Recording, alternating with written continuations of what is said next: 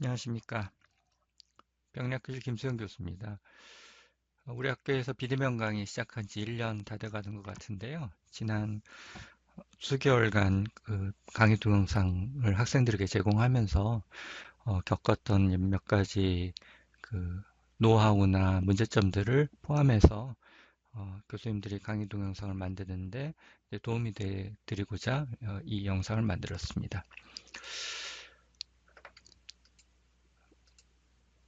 이 영상에서 이제 다뤄질 내용은요, 뭐 전문적인 강의 동영상을 만드는 건 아니고요. 교수님들이 주로 사용하시는 파워포인트 파일에다가 교수님의 얼굴과 목소리를 넣는, 그래서 그걸 동영상 파일로 만드는 그런 방법입니다. 그래서 빠르고 쉬운 방법이기 때문에 이제 전문적인 결과물을 기대하기는 어렵습니다. 그래서 기존에 교수님들이 가지고 계시는 그 PPT 파일을 활용을 하고, 그다음에 최대한 교수님들의 그 노력을 이렇게 적게 드리는 그런 방법을 소개해 드리고자 합니다. 필요한 장비는 이제 파워포인트가 필요하고요. 그래서 이전 버전의 파워포인트도 가능은 하지만 되도록이면 이제 시행착오를 줄이기 위해서 최신 버전 마이크로소프트 오피스 365를 사용하시기를 권장해 드리고요. 그다음에 카메라와 마이크가 필요합니다. 컴퓨터에 직접 연결되는 USB 연결이 되는 장비가 필요하고요.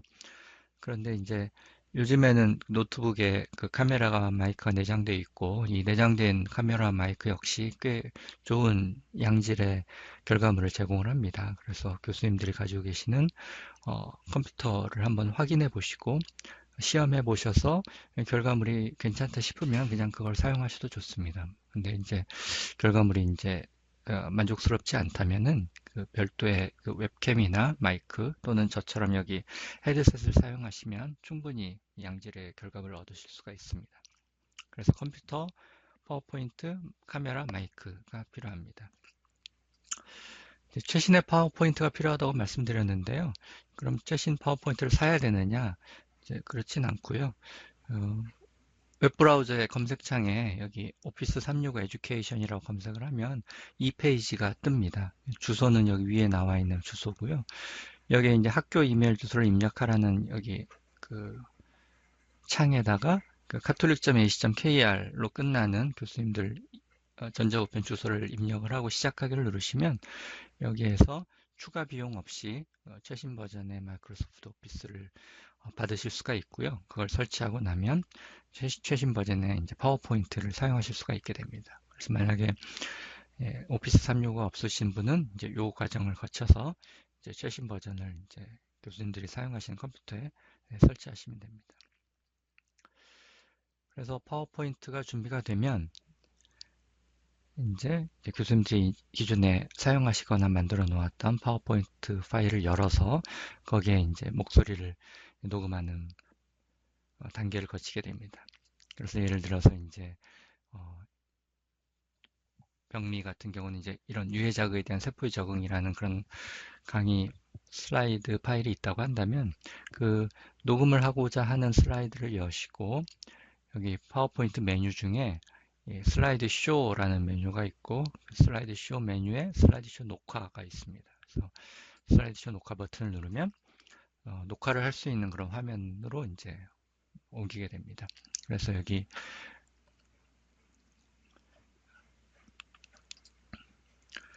가운데 빨간색 버튼을 누르면 이제 녹음이 시작되고요. 이제 윈도우용 파워포인트는 이 빨간색 버튼이 아마 왼쪽에 있을 겁니다. 그래서 빨간색 버튼을 누르면 이제 녹화가 시작이 됩니다.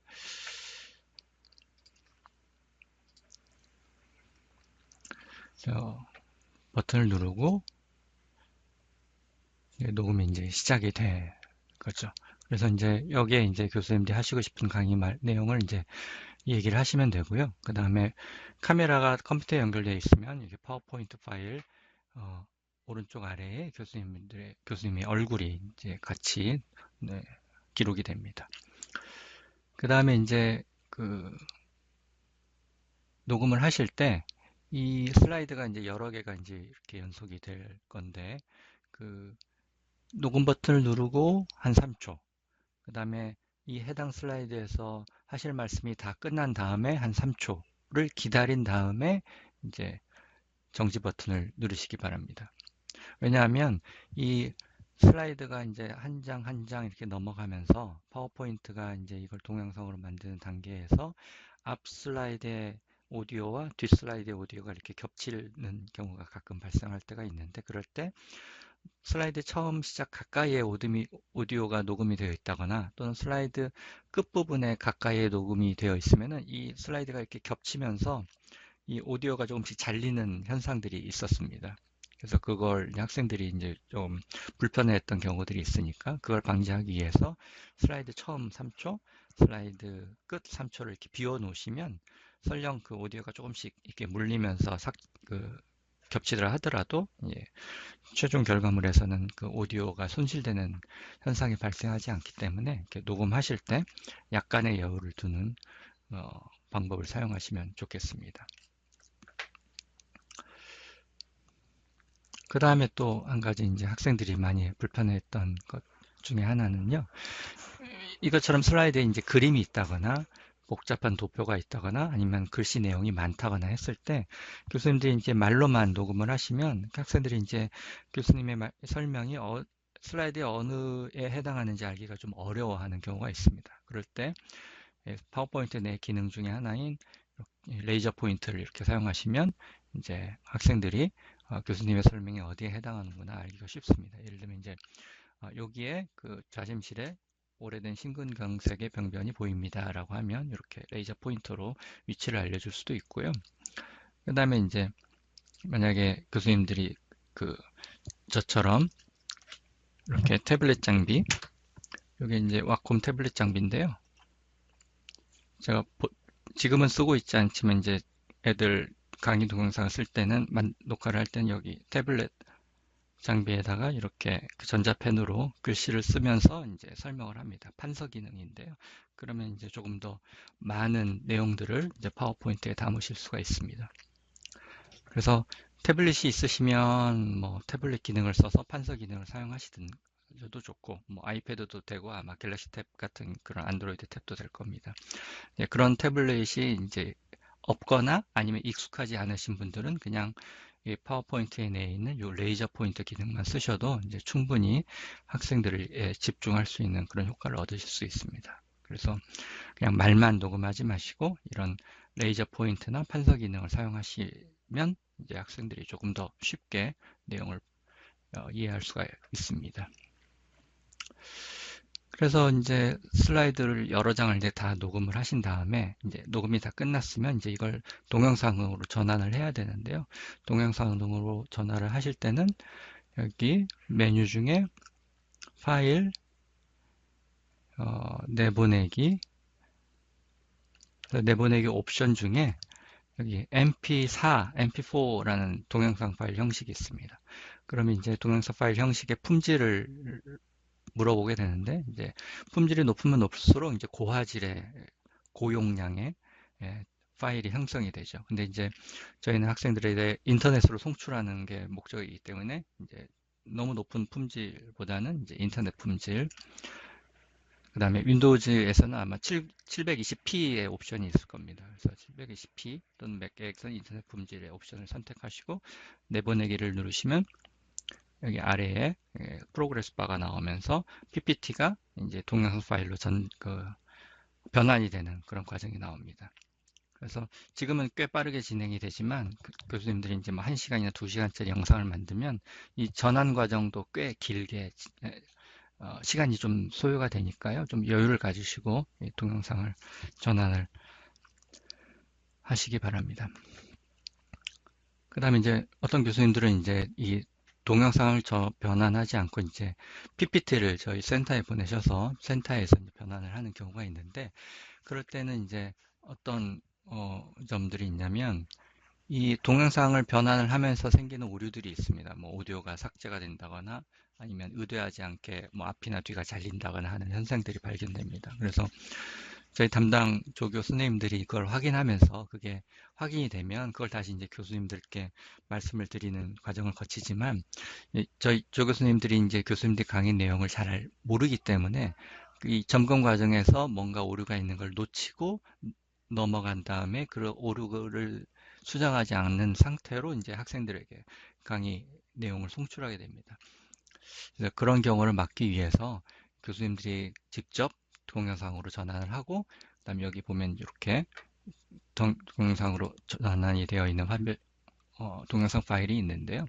이 동영상 파일이 교수님들이 의도한 대로 잘 변환이 되는지를 확인하신 다음에 저희 센터로 보내주시면 만일에 있을 수 있는 그런 오류들을 이제 충분히 중간에 걸러낼 수 있기 때문에, 되도록이면 저희 센터에 PPT 파일을 보내시지 마시고 동영상까지 전환을 한 다음에 그 변환된 동영상에 아무런 문제가 없는 걸 확인하신 다음에 보내주시면 좀 더 그 정확한 내용을 학생들에게 전달해 줄 수 있을 것 같습니다. 그래서 좀 번거로우시더라도 동영상 변화를 끝난 상태로 보내주시면 고맙겠습니다.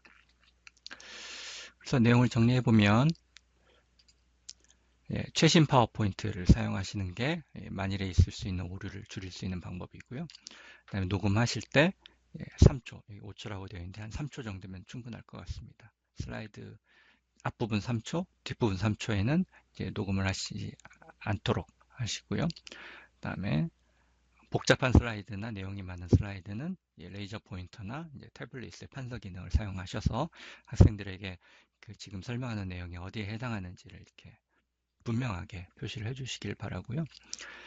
그다음에 균일한 음량을 사용하기 위해서는 저처럼 이렇게 헤드셋을 사용하시면 이 마이크와 입 사이의 거리가 일정하기 때문에 이제 일정한 음량으로 녹음이 됩니다.